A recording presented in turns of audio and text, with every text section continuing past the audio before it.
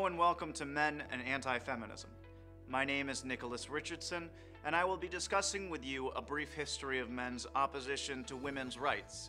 We will explore the religious justifications behind those oppositions and how men have actively tried to stop various feminist movements. We ask that you take a critical look at your own views as you learn about anti-feminist men. Please enjoy.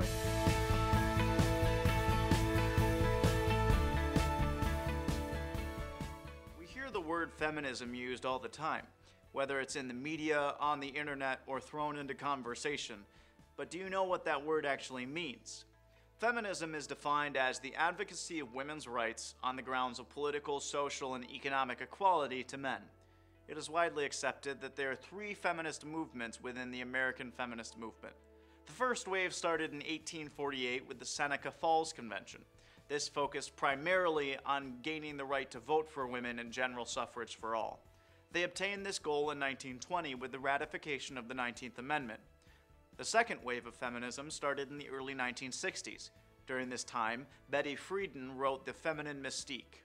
Women during this time primarily focused on gaining equality in the workforce with the Equal Pay Act of 1963 and reproductive rights such as gaining the right for married couples to use birth control and legalizing abortion. The major failure of the second wave movement was the Equal Rights Amendment, which, had it been ratified, made gender discrimination illegal in its entirety. A third wave started up in the 1990s and is arguably the least political of these three movements. This movement focuses on reclaiming the female identity and redefining perceptions of women in traditional gender roles, society, and sexuality.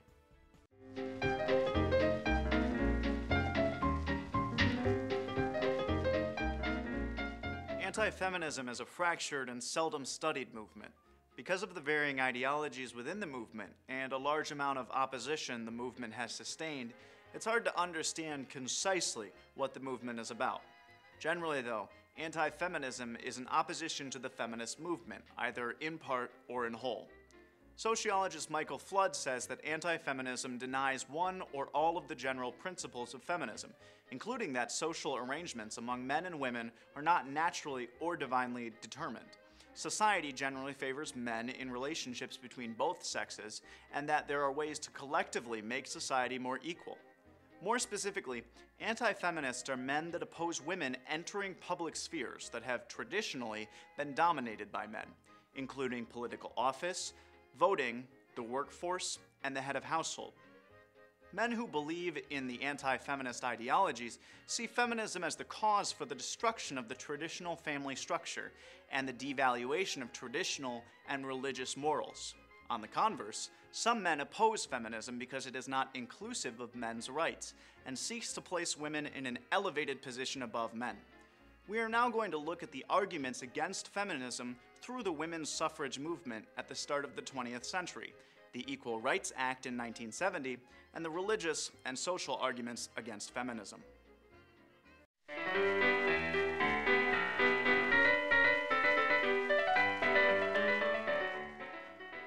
Men in the 19th and early 20th centuries had a wide variety of reasons for opposing women's rights to vote.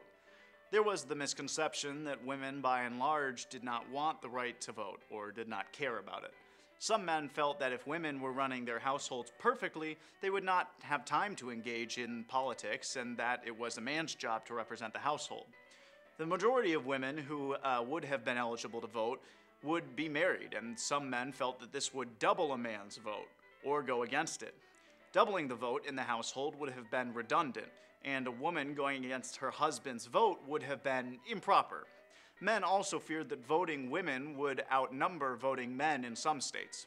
Most of these arguments started and ended with the household. Women stepping out of the domestic sphere, even long enough to vote, was a step towards the devaluation of society.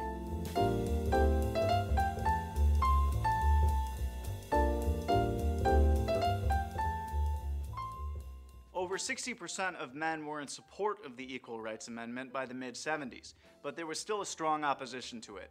In 1973, the Republican Party formally withdrew its support for the amendment because of the legal implications it could have. Apart from the reasons of women stepping out of the traditional gender roles, the vague nature of the wording of the amendment troubled many people. They were worried that a possible interpretation of the amendment would allow for the recognition of gay and lesbian rights. Other possible interpretations that could be seen as negative were the abolishment of same-sex bathrooms, tax exemptions for same-sex private schools, the end of the all-male draft, and certain reproductive rights for both men and women changing.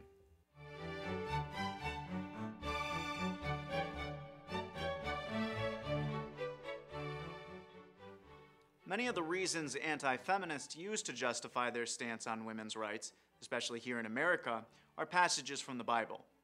The treatment of women in the Bible is conducive to the time it was written in, and many people take those passages about women quite literally. One of the most frequently used passages is from Ephesians 5:22 through 24. Wives, submit yourselves unto your own husbands, as unto the Lord. For the husband is the head of the household, even as Christ is the head of church, and he is the Savior of the body. Therefore, as the church is subject unto Christ, so let wives be to their own husbands in everything. This quite literally asks women to be subservient to men. In Genesis, man was created in God's image, and women made from man, which is also a strong argument for the religious justifications. There are many passages that talk about the treatment of women in society and separate codes of conduct for them. Women were second-class citizens in the early days of Christ, and this translates to women in our modern era being denied the right to vote, certain reproductive rights, and equality under the law, in part because of the religious conservatism that this country still displays.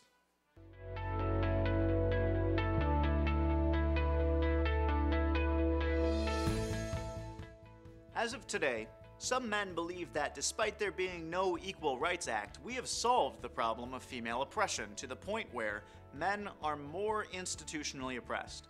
Rush Varek is an avid and quite famous author in the movement. Here is his take on male oppression.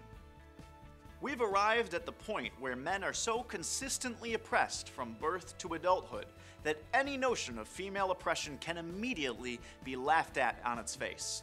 Here are just a few examples. College males are presumed guilty when a female accuses him of rape, and then subjected to a kangaroo court that can eject him from college without due process. Media spreads propaganda against men by lying about their propensity to commit rape and violence. Women live longer than men. State legislation like California's Yes Means Yes bill and New Jersey's proposed rape by fraud law explicitly target and punish men for deeds that women will be given a pass for. The Violence Against Women Act, or VAWA, elevates the worth of a woman's life above that of men, while making every man a hostage in his own home when it comes to his wife being able to imprison him with a single phone call to the police by fraudulently claiming domestic abuse. Men are publicly shamed as sexist and creepy for exhibiting a preference for young, beautiful women, while women are empowered when they state their male preferences, whatever they happen to be. Divorce laws and courts give children to the mother by default, even if the father showed he was more responsible. Now, what does that mean for you, gentlemen? You are quickly losing your rights and trading places with women. Anti-feminism is attempting to combat this attitude and to preserve the traditional family structure that keeps men safe. Think about all the women in your life: mothers, sisters, daughters, friends, significant others. Do you want to grow up in a world where they have more rights than you? Thank you for joining us today, and please enjoy the show.